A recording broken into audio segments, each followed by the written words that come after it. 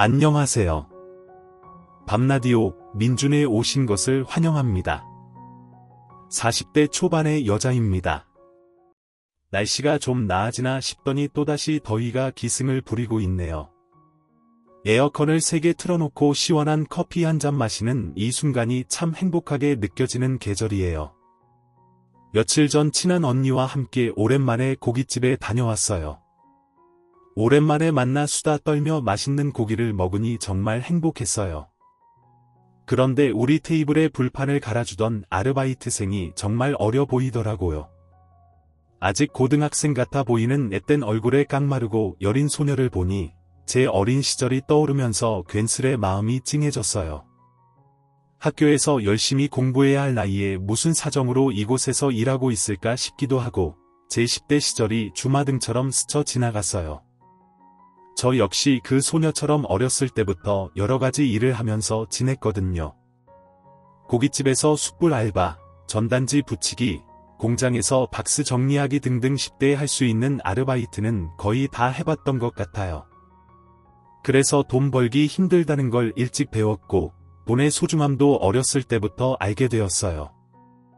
제가 그렇게 할 수밖에 없었던 이유가 있었죠. 우리 집에서는 할머니가 정말 무서운 분이셨어요. 워낙 엄하시고 뭐 하나 그냥 넘어가는 법이 없으셨거든요. 성인이 되기 전까지 할머니와 함께 살았었는데 엄마에게 좋은 말씀해 주시는 걸 본 적이 없었어요. 그렇다고 제가 손녀라서 예뻐해 주신 것도 아니었죠. 엄마를 미워하고 시집살이 시킨 건 전부 저 때문이었다고 생각하셨어요.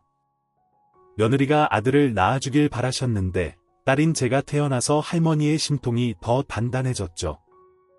다른 집을 보면 아들 부잣집에 태어난 딸은 공주처럼 자라는 것 같은데 우리 집에서는 그런 이야기는 없었어요. 오히려 엄마는 딸을 낳았다는 이유로 죄인처럼 고개 숙이고 사셔야 했죠.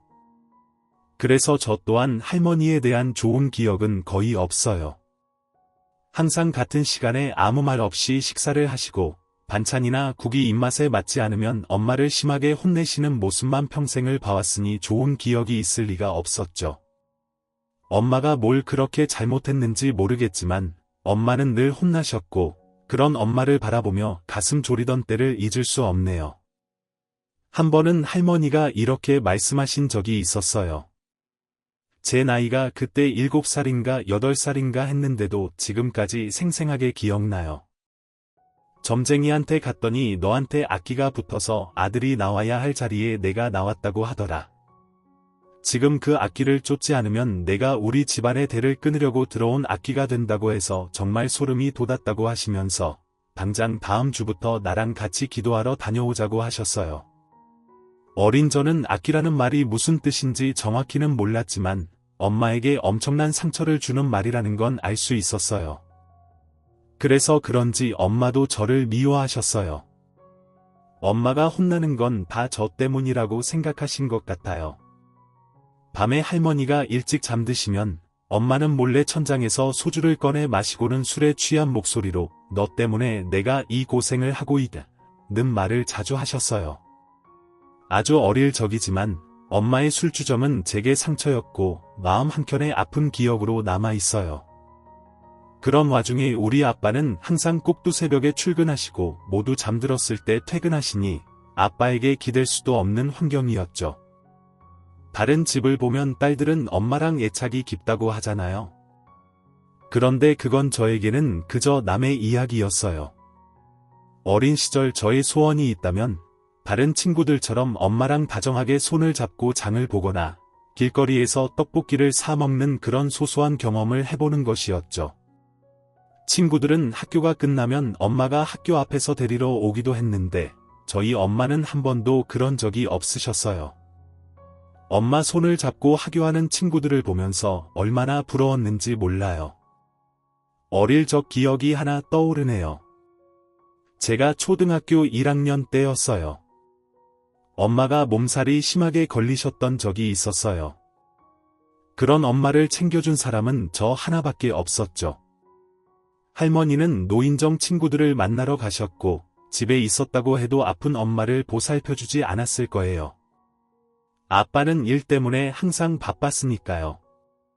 어린 저는 엄마에게 뭐라도 해드리고 싶은 마음에 계란 프라이랑 햄을 굽다가 그만 얼굴에 기름이 튀어 화상을 입게 되었어요. 그 일로 엄마에게 혼이 나고 화상 전문 병원에 가서 이도 화상이라는 진단을 받았어요. 엄마는 너는 뭐 한다고 그런 걸 해가지고 사람을 귀찮게 만드니? 내가 언제 그런 걸 해달라고 했어? 돈 버리고 시간 버리고 이게 뭐냐? 라고 혼내셨어요. 할머니가 알면 또 난리가 날 텐데 어쩔 거야?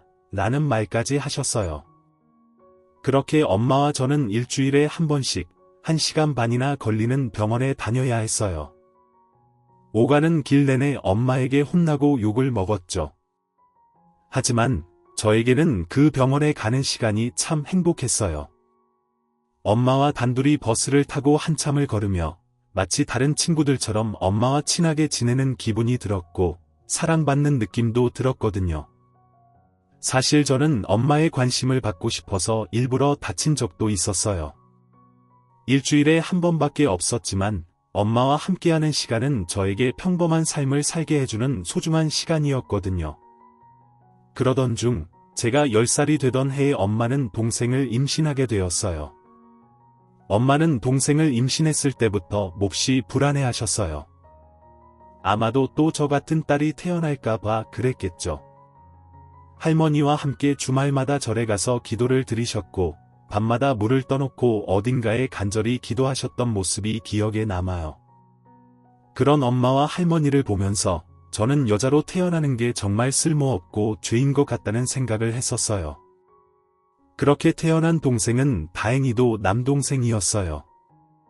할머니가 그렇게 환하게 웃으시는 것을 처음 본 순간이었죠. 항상 무섭고 냉정하던 할머니가 동생을 보고 얼마나 기뻐하셨는지 몰라요. 어머님, 이번엔 아들이에요. 정말 다행이에요. 하자 할머니는 그러게 내가 하라는 대로 하니 아들을 이렇게 딱 낳았잖아. 기도를 정성스럽게 올리니 바로 응답이 왔어. 진작 이렇게 했어야지.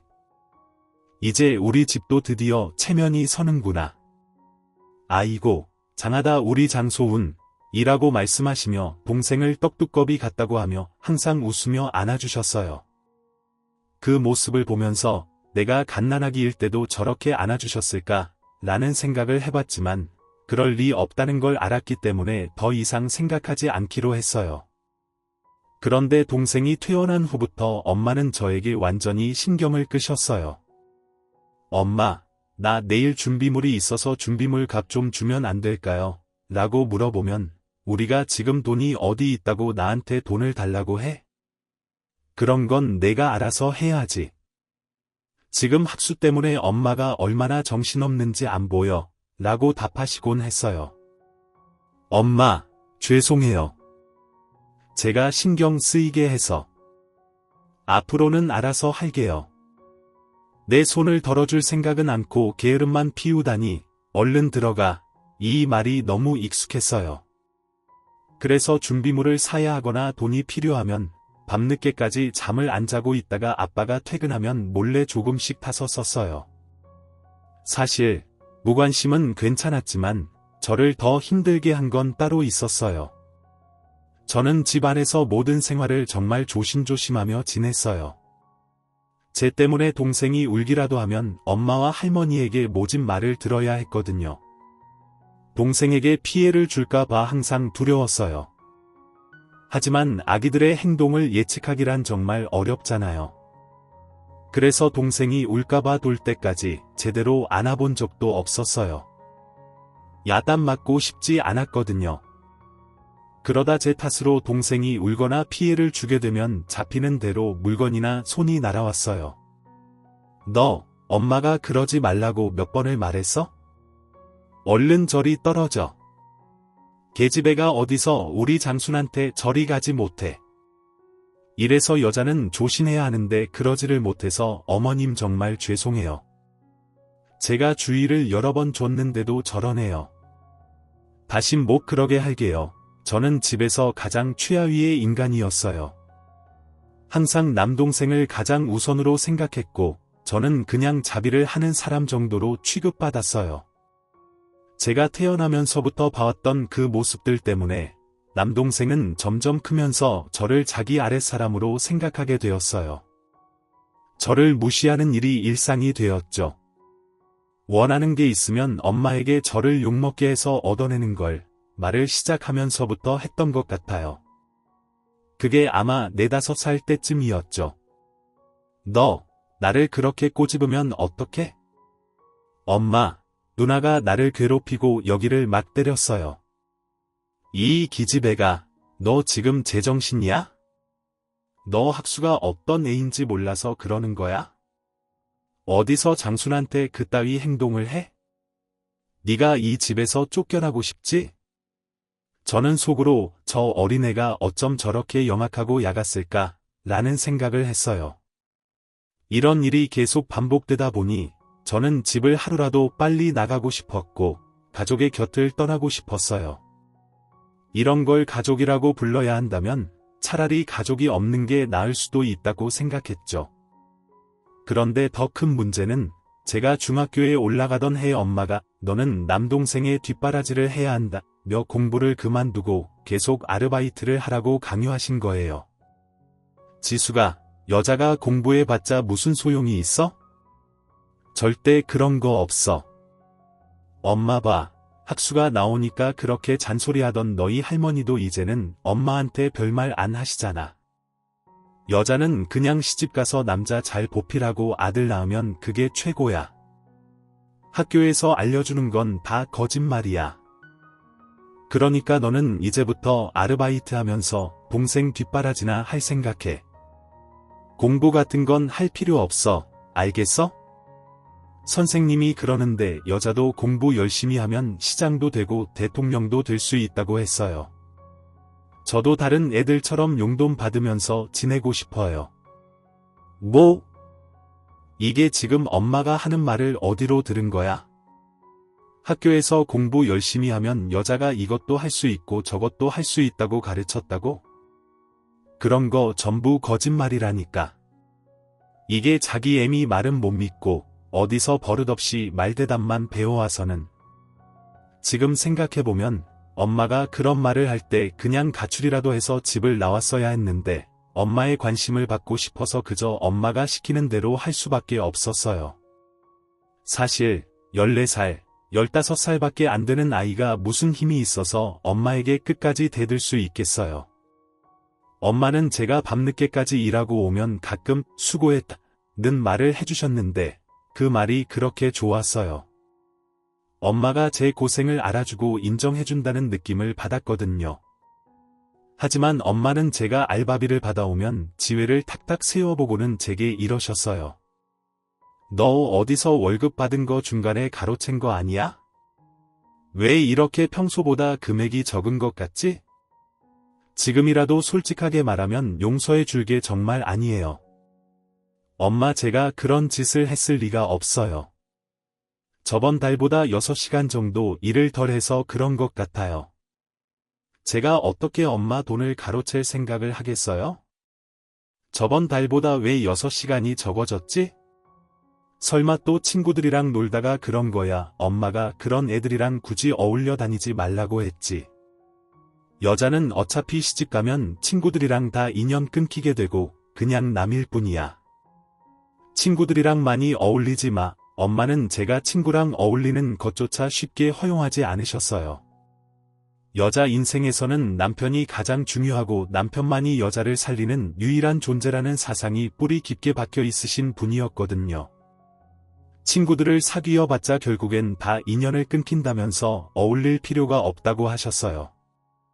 제가 학교를 다닐 수 있게 해주시는 목적은 그저 오로지 졸업장 그 이상도 그 이하도 아니었어요. 하지만 엄마 말을 곧이곧대로 듣는 순진한 아이는 아니었고 학교에서는 친구들이랑 곧잘 어울렸어요. 물론 엄마에게는 비밀로 했었죠.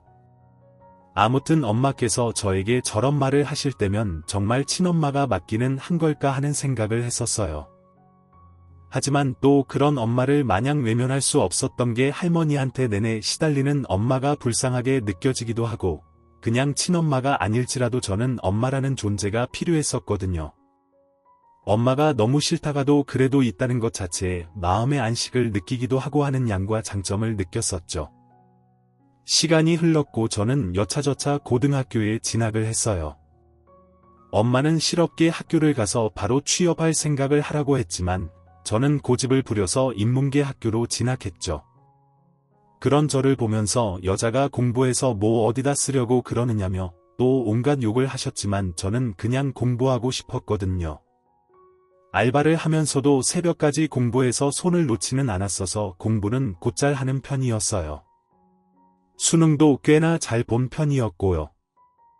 학원이며 과외며 그런 걸 일체 받아보지 못했고 심지어 저는 알바를 계속하면서 공부했는데도 서울권에 진학할 수 있는 점수가 나왔죠.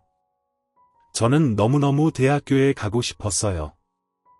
사실 알바를 하면서도 몰래 돈을 저축했었고 그 돈이 한 100만 원 정도 됐었거든요. 정말 고민한 끝에 엄마에게 진학에 대한 의사를 밝혔어요. 엄마, 저 이번에 수능 성적이 나쁘지 않게 나왔어요. 저 사실 몰래 저축한 돈도 100만 원 정도 되거든요. 엄마한테 등록금 달라는 이야기 절대 하지 않을게요. 서울에서 공부만 할 수 있게 허락해 주시면 안 될까요? 모 성적이 잘 나왔다고 네가 나를 닮아서 머리는 좋더니 공부를 곧 잘하긴 했는 모양이구만.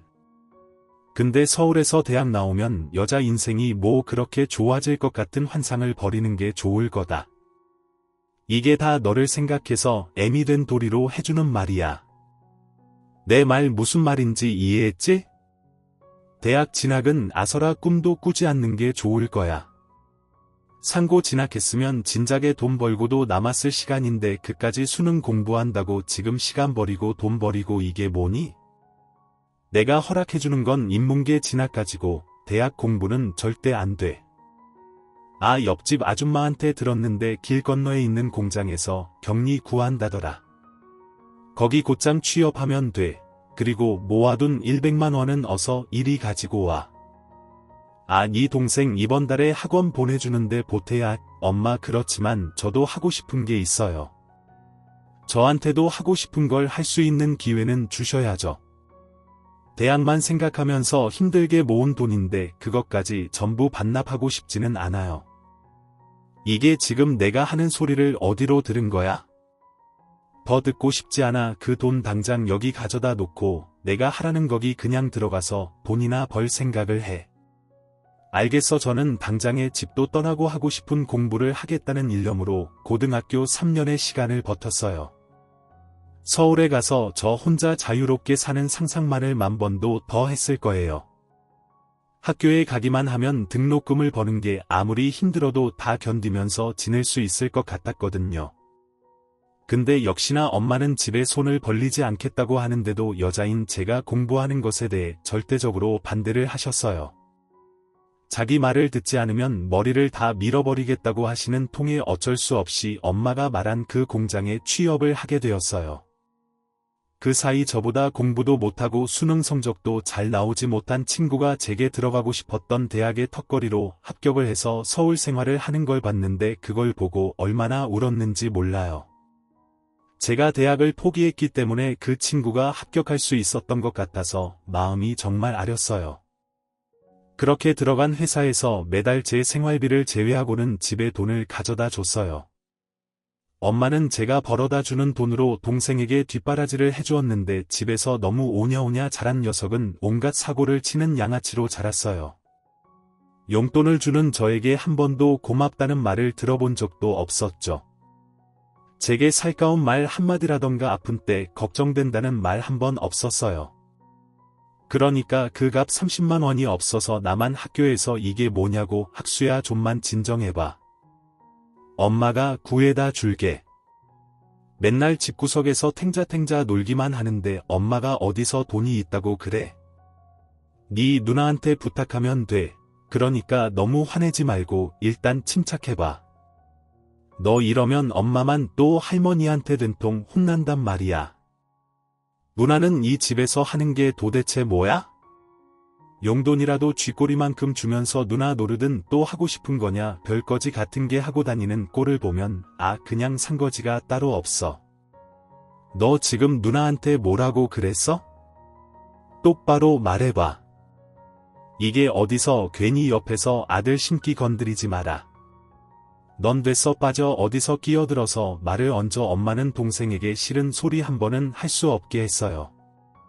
동생은 그걸 권력으로 삼아서 한 번씩 저렇게 온 가족 머리끝에 올라가서 난동을 부리는 걸 보면 속이 답답했죠. 남들이 보면 집에서 잘못 가르쳐서 애가 저 모양이라고 할 게 뻔했는데 가족 누구도 그걸 고칠 생각이 전혀 없었어요. 그런 동생을 보면서 저는 제가 자식을 낳는다면 절대 저렇게 키우지 말아야겠다는 다짐을 했었죠. 그렇게 시간은 흐르고 제가 28살이 되던 해였어요. 3년 전에 집에 나와서 혼자 자취를 하면서 일을 하고 있었어요. 그래도 이 꼴 저 꼴 안 보고 사니까 한결 낫더라고요. 한참 만에 엄마한테 연락이 와서 받으니 제게 이러시는 거예요. 얘 너 지금 엄마한테 한 2천만 원만 땡겨줄 수 있지? 집 보증금 빼고 해서 가진 것 좀 다 내놔봐. 급해서 그래 엄마 매달 집에 제 생활비 빼고 다 가져다 주는데 제가 무슨 돈이 있겠어요? 그리고 이 집 보증금 200만 원인데 그걸로 무슨 2천만 원을 만들어 와요. 갑자기 왜 그러시는데요?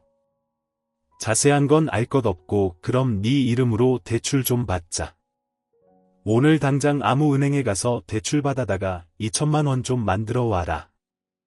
영문도 모르고 그게 지금 무슨 말씀이신 거예요? 엄마 앞뒤 상황이나 좀 얘기해 주세요. 무슨 일인데 그러세요? 엄마는 급하니까 일단 끊는다면서 전화를 휙 끊어버리시더라고요. 갑자기 저한테 그렇게 큰 돈이 어디서 나겠어요? 분명히 동생이 뭘 사달라고 한 모양인데 그렇다고 해도 2천만 원이나 필요한가 싶어서 의아했어요.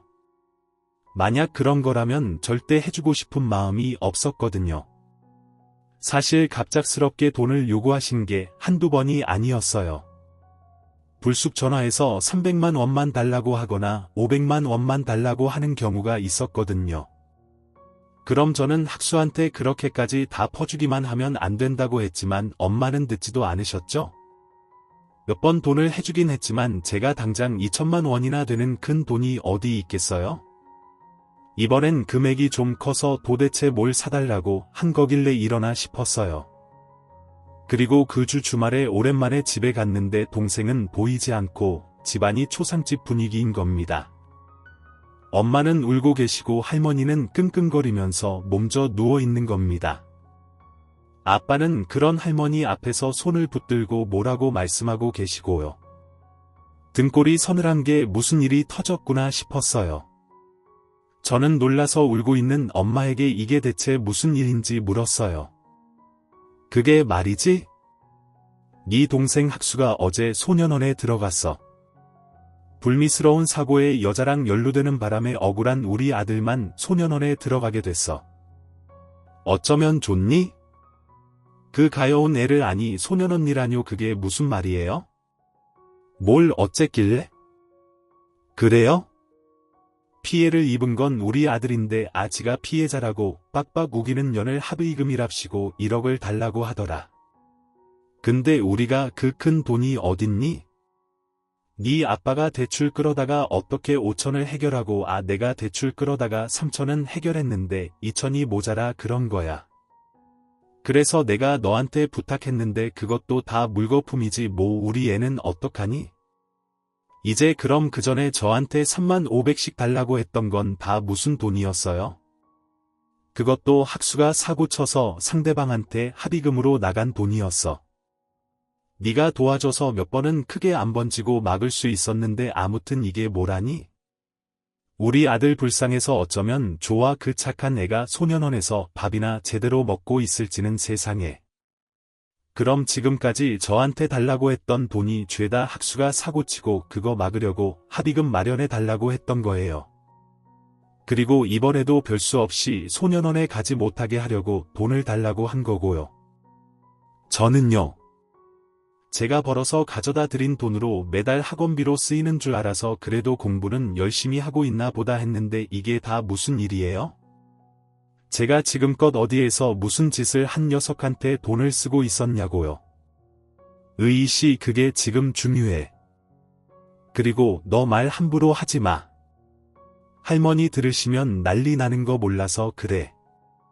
아 그리고 두어 달에 한 번씩 얼굴 비치기나 하면서 뭘 안다고 떠들어 그 착한 애가 친구 잘못 만나서 아무 잘못한 것도 없이 억울하게 옥살이 하는데 누나가 되어가지고 동생 걱정은 못할 망정 저리 꺼져 이 도움 안 되는 연하 동생이 소년원에 갔다는 것 자체가 너무 충격이었어요.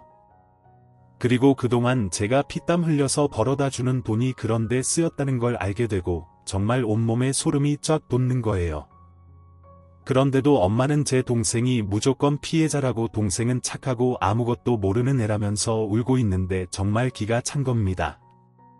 이쯤 되니 온 가족이 정신병자라는 생각까지 들더라고요. 뭐 때문에 소년원까지 간 것인지는 알 수 없지만 어지간한 일로 소년원까지 갔겠나 싶었어요.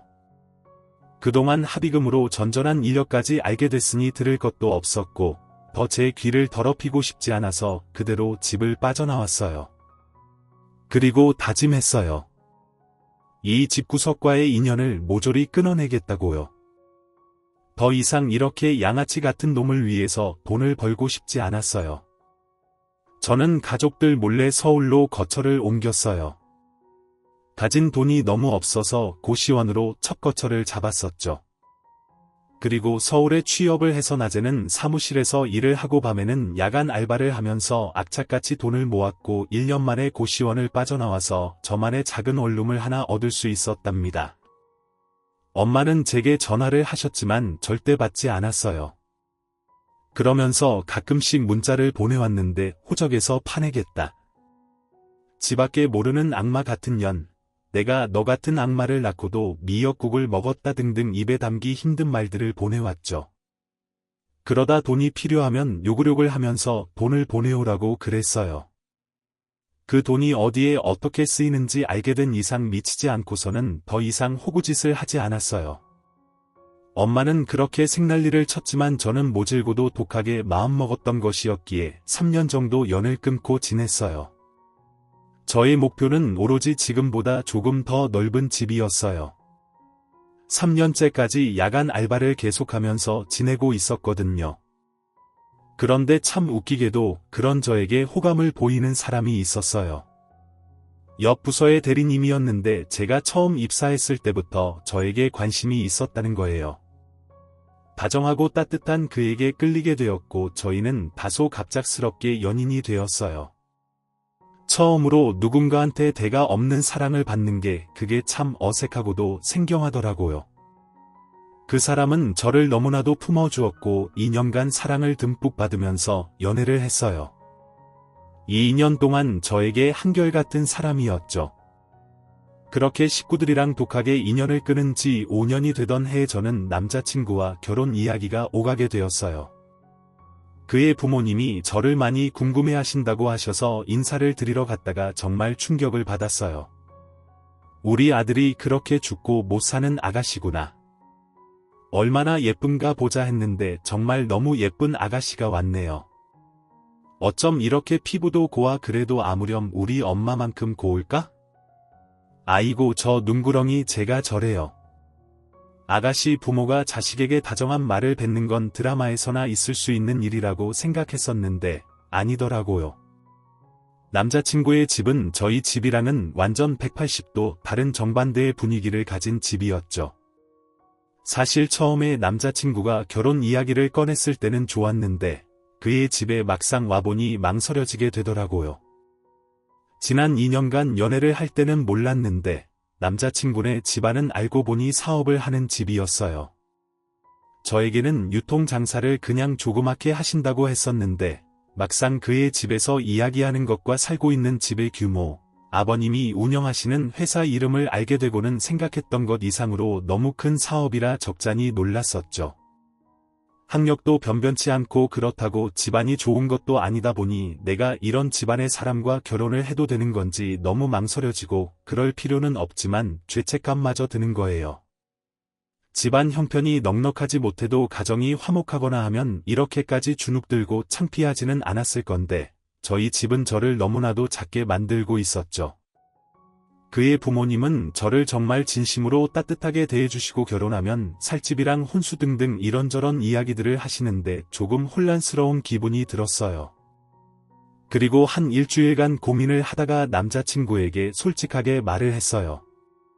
오빠, 내가 어제 오빠네 부모님 만나 뵙고 생각을 좀 해봤는데 우리 결혼은 조금 무리가 있을 것 같아. 아마 부모님도 우리 집안 사정 이야기 들으면 결혼 반대하실 거야. 난 그리고 오빠가 그렇게 큰 사업을 하는 집안의 아들인지도 몰랐었고 나랑 보낸 시간은 추억으로 생각하고 오빠 수준에 맞는 여자랑 만나서 결혼하는 게 좋을 것 같아. 자기야, 지금 갑자기 무슨 말을 하는 거야? 자기가 기분 나빠할까봐 굳이 말하진 않았는데 사실 내가 우리 부모님한테 자기네 집 사정 다 말씀드렸어. 어쨌든 결혼하려면 우리 부모님도 알고 계시긴 하셔야 하는데 직접 말하기는 분명 껄끄러울 것 같아서 그랬어. 나도 솔직히 안 좋게 생각하실까봐 걱정하면서 드렸는데 엄마가 내 말 듣고는 그러시더라. 사정 없는 사람이 어디 있느냐고, 상황이 자기를 그렇게 만든 것일 뿐이지 그런 환경 속에서 너무 예쁘게 잘 자란 것 같다면서 자기 너무 마음에 든다고 하셨어. 정말 나에 대해서 그렇게 말씀하셨다고. 그래, 이 바보야, 자기는 절대 잘못한 거 없으니까 더 이상 그걸로 걱정하지 않아도 돼. 남자친구의 그 말을 듣고 애써 태어난 척했지만 속으로는 눈물이 너무 나더라고요. 하지만 한편으로는 정말 나의 모습을 있는 그대로 온전하게 받아주는 사람도 있는 걸까 하는 의심이 들면서 내가 이 사랑을 대가 없이 받아도 되는 것일지 마음이 복잡하더라고요. 온갖 일들로 너무 신경이 쓰이는 상태로 야근을 계속했더니 얼마 있다가 몸살이 너무 심하게 온 거예요. 새벽에 응급실에 가서 수액을 맞고 죽겠다 싶은 고비는 넘겼어요. 병원에서는 한 이틀간 입원해서 푹 쉬는 게 좋을 것 같다고 하시는데 이 기회에 잠이나 실컷 자자 하는 마음으로 병가를 내고 누워 있었어요. 그런데 생각을 해보니 그날은 저의 생일이더라고요. 저도 잊고 있었어요. 저는 원래 평생 누가 생일을 챙겨준 적이 없었는데 남자친구를 만나면서 처음으로 생일을 챙기게 되었거든요. 그때 병실 문이 열리더니 남자친구의 어머니가 들어오시는 거예요. 생각지도 못했던 저는 너무 놀라서 벌떡 일어났어요. 아유, 일어나지 마요. 몸도 성치 않은데 누워 있어요. 어머님 여긴 어떻게 알고 오셨어요? 어떻게 알긴, 아들내미한테 듣고 왔어요. 아이고, 어쩌다 몸살이 다 나가지고 얼굴이 해숙해졌네. 아들놈이 오늘 아가씨 생일이라고 하길래 미역국이랑 갈비랑 이것저것 좀 챙겨와 봤어요. 원래 우리 집에 초대 와서 맛있는 거 뜨끈뜨끈한 상태로 대접하고 싶었는데 입에 맞을지 모르겠는데 그래도 야, 아줌마 정성을 봐서 한 끼라도 든든하게 먹었으면 좋겠어요. 아, 잘 먹어야 빨리 낫지. 저는 어머님이 보온통에 챙겨오신 김이 폴폴 나는 미역국을 보자마자 눈물이 폭포처럼 흘러내렸어요.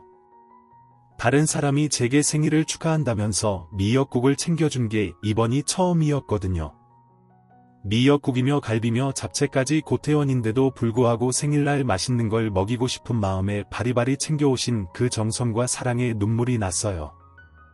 그리고 저는 그날 결심하게 되었어요.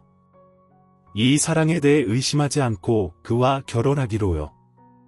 이렇게까지 저한테 마음을 써주시고 사랑으로 품어주시려 하는데 더 이상 의구심을 가지는 것은 사치겠구나 싶었죠. 그래서 저희는 상견례 날짜를 잡게 되었어요. 저는 식구들이랑 인연을 완전히 끊고 살고 있지만 그래도 아빠랑은 1년에 두어 번 연락을 하면서 살고 있었거든요. 차가운 사이는 아니었지만 그래도 엄마만큼 사이가 나쁘지는 않았어서 그랬죠. 아빠에게 연락을 해서 상견례를 진행하게 되었어요. 저희는 정갈한 일식집에서 상견례를 했어요. 어른들이 대화를 주고받으면서 한창 분위기가 무르익고 있었는데 저희가 있는 룸의 문이 열리면서 누군가 소리를 고래고래 치는 거예요. 너무 놀라서 쳐다보니 엄마인 겁니다.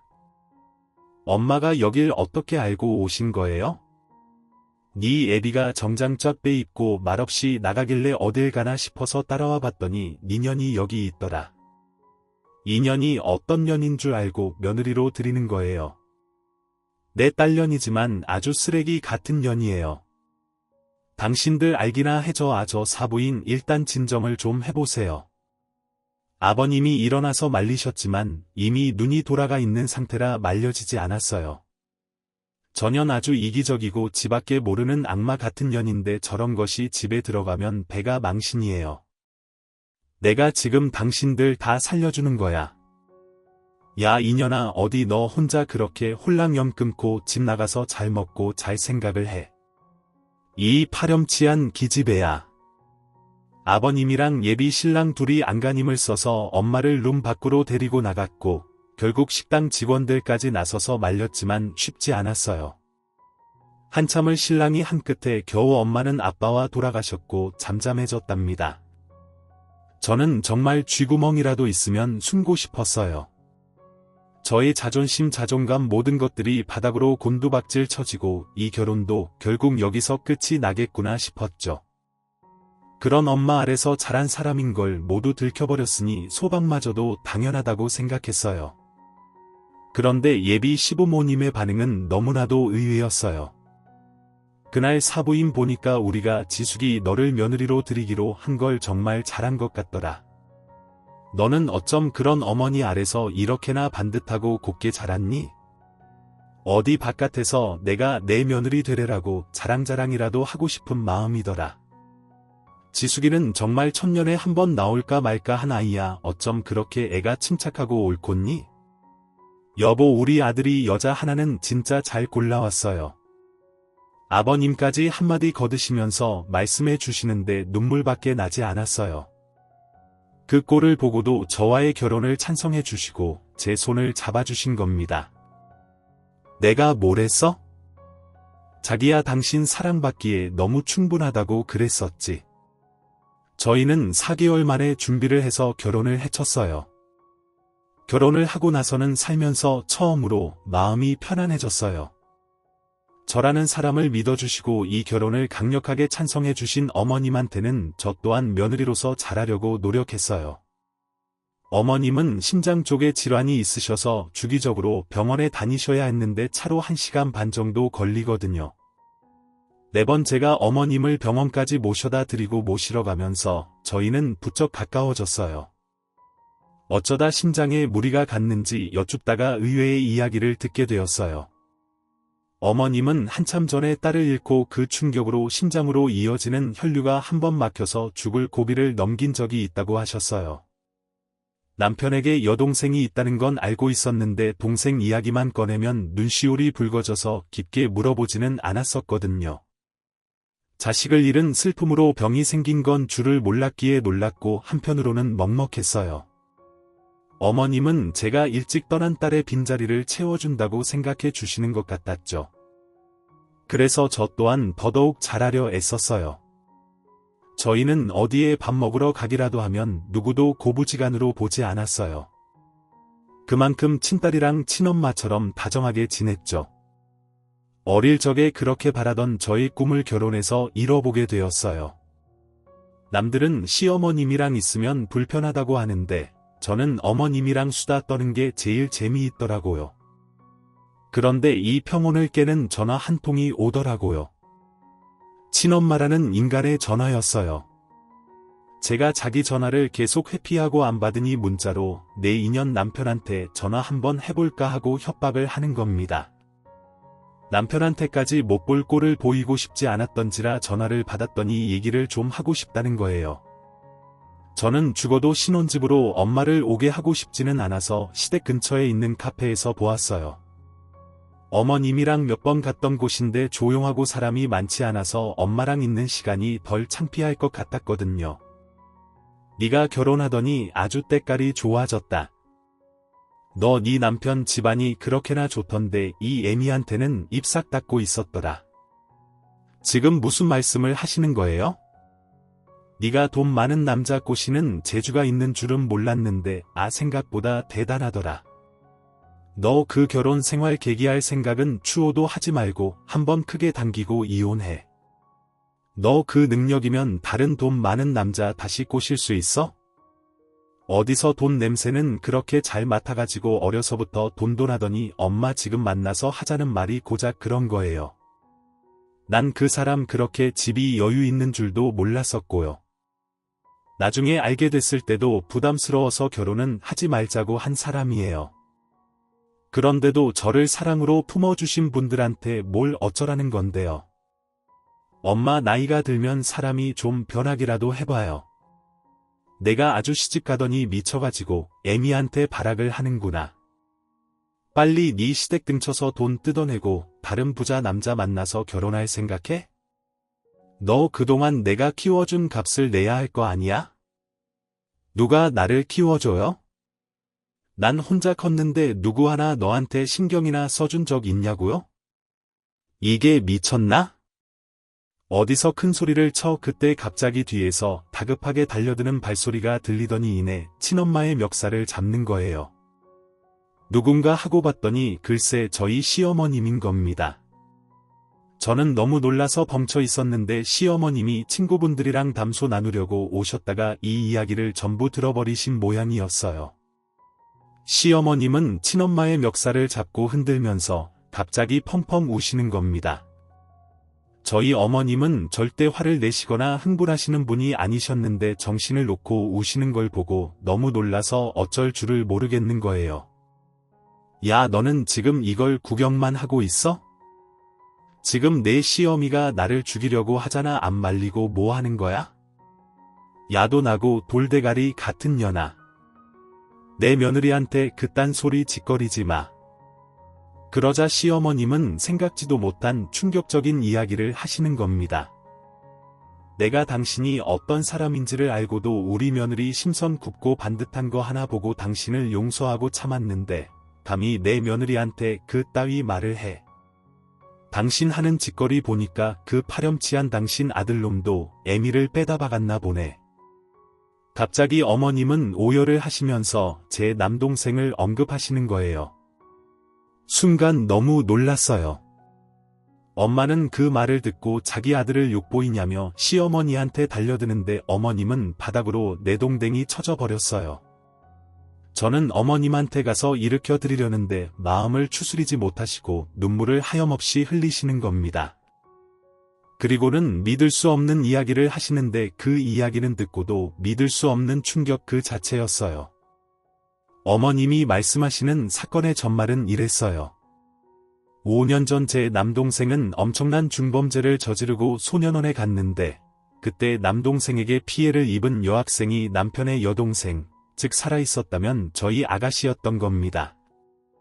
남편에게 여동생이 있었고 일찍 세상을 떠난 것은 알고 있었는데 알고 보니 제 남동생에게 입은 피해로 그 충격을 견디지 못하고 스스로 세상을 등진 것이었어요. 시어머니는 사실 상견례 때 깽판을 치러 온 엄마의 모습을 보고 제가 가해자 가족인 것을 알게 되셨던 거예요. 경악을 했지만 가해자 측인 엄마는 저희 시부모님을 보고 알아보지 못한 거였고요. 순간적으로 5년 전에 제 남동생이 피해자라고 말하던 그 뻔뻔한 얼굴이 생각나서 몸소리가 쳐졌어요. 어떻게 그런 짓을 하고도 사람이 죽었는데도 저럴 수가 있는 건지, 저 인간은 사람이 맞기는 한 건지 싶었죠. 저는 남동생이 사고를 쳐서 검찰을 오갈 시기에 이미 집이랑은 연을 끊고 살아서 피해자의 얼굴이나 그 가족은 전혀 알지 못했거든요. 그랬기 때문에 남편을 만날 수 있었고요. 모든 걸 아시면서도 어머님은 오로지 저 하나만 보고 결혼을 승낙해 주신 거였어요. 저 또한 그 말을 듣고 그 자리에서 앉아 오열했어요. 당신 아들은 잘못 없다고 그렇게 당당하더니 지금까지 이러고 있으면 어떡해? 우리 애는 당신 아들 때문에 이미 죽어서 돌아오지를 못해. 그걸 알면 평생을 쥐죽은 듯이 살아야지. 왜 그렇게 떳떳한 건데 나는 당신 애들 때문에 죽을 때까지 병원에서 약을 타 먹어야 하는데 당신들은 왜 그렇게 멀쩡하고 아무렇지도 않은 건데. 어머님은 엄마라는 인간을 주먹으로 내리치면서 짐승의 울음소리 같은 눈물을 흘리셨어요. 엄마 또한 그 말을 듣고 놀라서 파랗게 질린 얼굴로 벌벌 떠는 거예요. 그리고 엄마는 도망치듯이 밖으로 빠져나가서 도망을 치는 겁니다. 저는 어머님을 부축해서 댁까지 모셔다 드리고 너무 죄스러운 마음에 한동안 연락을 드릴 수가 없었어요. 그리고 얼마 후 어머님께 전화를 드렸죠. 어머님, 제가 하는 말이 어머님께 절대 어떤 위안도 될 수 없다는 걸 잘 알지만 제가 대신해서 사과드리고 싶어요. 그리고 저희 친정엄마랑 남동생도 사과하고 싶다고 하시는데 혹시 괜찮으실까요? 그리고 다음날 엄마와 남동생은 시댁으로 오게 되었어요. 그리고 시부모님과 남편 앞에서 무릎을 꿇고 비는 겁니다. 제가 정말 잘못했습니다. 어르신들, 제가 천벌을 받아도 싼 놈이에요. 그냥 저를 원하는 만큼 때리셔도 좋아요. 용서받을 수 없다는 거 잘 압니다. 그래도 정말 죄송합니다. 죄송합니다. 남동생이 고개를 숙이고 눈물을 뚝뚝 흘리면서 손을 싹싹 빌더라고요. 여기 계신 모든 분들께 정말 죄송합니다. 제가 사람이라면 그래서 안 되는데 배운 게 없고 가진 게 없어서 우리 아들을 이런 망나니로 키웠어요. 제가 이 집 근처에는 다신 얼씬도 하지 않을게요. 제가 죽을 죄를 지었어요. 사부인 말씀대로 앞으로 딸내한테도 절대 연락하지 않고 그냥 죽은 사람처럼 살게요. 정말 죄송합니다.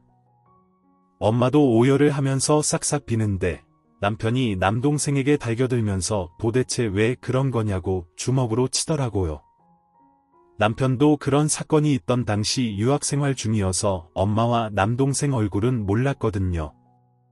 남편의 주먹질에도 그 누구도 말리지 않았어요. 아버님은 그저 말 없이 죽은 딸의 사진을 가슴에 품고 눈물만 뚝뚝 흘리셨죠. 다시는 이 근처에 얼씬도 하지 말고 정말 죽은 사람처럼 살아요. 사람처럼 살고 싶으면 우리 지숙이 제발 좀 그만 괴롭혀요. 애 좀 낳아주시라고요. 남편까지 울부짖으면서 말을 하는데 저도 함께 눈물을 흘릴 수밖에 없었어요. 저는 눈물을 흘리면서 시부모님과 남편에게 대신 죄송하다고 사죄를 드렸어요. 어머님은 말 없이 우시면서 저를 안아주실 뿐이었죠. 그리고 그들이 떠나간 이후 어머님은 평소처럼 저를 대해주셨어요. 늘 그렇듯 따뜻하고 온기 있게 해요. 지수가 우리 딸이 떠나고 엄마 많이 힘들지 말라고 내가 그 자리에 대신 들어온 것 같아서 참 행복하고 좋아. 우리 다 지나간 일들은 잊고 앞으로 행복한 생각만 하면서 살자. 나는 지난 5년 동안 평생 울 거리 다 울어서 이제 그만 울고 싶어. 어머님은 또 그렇게 저를 품어주시고 사랑으로 보듬어 주셨어요. 제 삶은 가족 복이 정말 박복하다고 생각했는데 시댁복으로 전부 보았나 봐요. 사랑을 많이 받아서 그런지 이듬해 저는 딸 쌍둥이를 출산했어요. 제가 어릴 적에는 엄마한테 딸들은 스스로 아무것도 할 수 없고 남편을 위한 존재일 뿐이라는 이야기를 듣고 살았는데 제 딸들에게는 절대 그러고 싶지 않아서 어릴 적부터 태권도며 승마며 애들이 배우고 싶다고 하는 건 뭐든지 최대한 배우게 해주고 있어요. 여자도 스스로 뭐든 할 수 있다는 걸 알려주고 싶은 마음에서요. 그런 저의 교육과는 남편도 시부모님도 모두 지지해 주신답니다. 그 덕에 제 아이들은 또래 다른 아이들보다 훨씬 편견 없이 커가고 있어요. 시부모님도 손녀들을 얼마나 예뻐하시는지 몰라요. 우리 집의 복덩이라고 하시면서 시댁에 한번 가면 온종일 한 명씩 붙잡고 안고 계시는데 잠시도 엉덩이 붙이고 앉아 계시지 않으신다니까요. 지금은 우리 딸들이 어엿한 초등학생이 되어서 받아쓰기 시험을 100점 받아오는데 얼마나 사랑스러운지 모르겠어요. 딸들이 태어나고 집안에 온기가 넘치는데 제가 그토록 바라던 삶을 드디어 이루게 되었어요. 저 또한 딸들에게 멋진 엄마로서의 모범을 보이고 싶어서 작년에 늦가기 대학생이 되었는데요. 20살에 이루지 못한 꿈을 늦게나마 이뤄보네요. 모든 일이 있을 때는 죽을 만큼 힘들더니 이제는 담담하게 이전 일들을 풀어나갈 수 있게 되었네요. 시간이 약이라는 어른들의 말씀은 틀린 게 아니었나 봐요. 덥고 힘든 요즘이지만 청취자분들도 지치고 힘든 일상 속 잠시나마 웃을 수 있는 일을 마련하셨으면 좋겠습니다. 지금까지 커피 앤톡이었습니다.